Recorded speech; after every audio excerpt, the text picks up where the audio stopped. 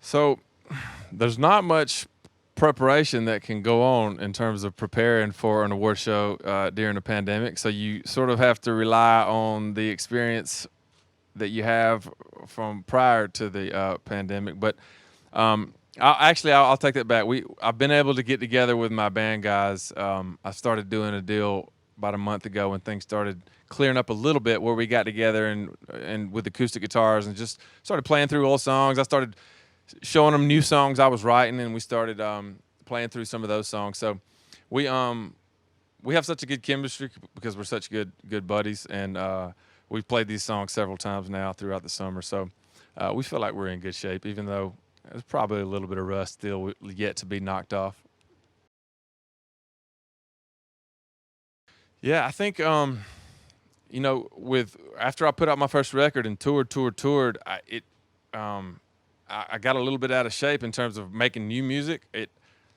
I won't say that I forgot how to write songs, but I certainly got out of rhythm, I guess.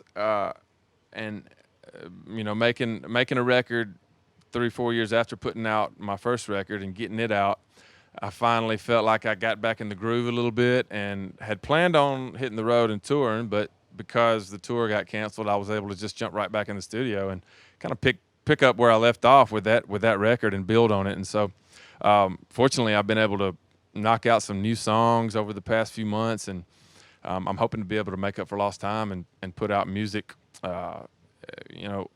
little sooner than I maybe would have been able to had we been on the road for the entirety of the summer.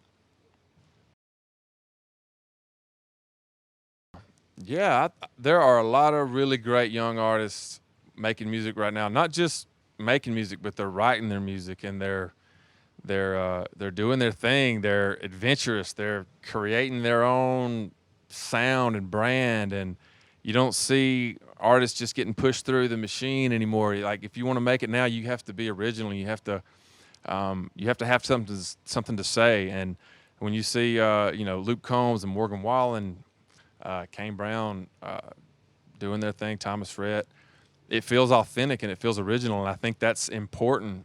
Country music needs to be those two things first and foremost. And so I think those guys are doing a great job carrying the torch. I'd be flattered to collaborate with any of those artists.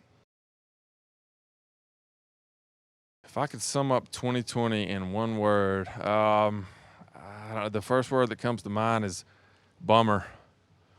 Um, so yeah, it's been a bummer, but I think we're seeing the light at the end of the tunnel now, and everybody's optimistic about 2021, and um, everybody's gonna be ready to make up for lost time. I think the fans, the songwriters, the artists, the the bus drivers, the folks renting out the rehearsal spaces. I mean, there's a whole industry ready to get back going full speed. Yeah, I've been writing new songs and putting together a new project. I there were several years between my first record and my second record. I don't want that to happen again, so I'm hoping to make up for lost time.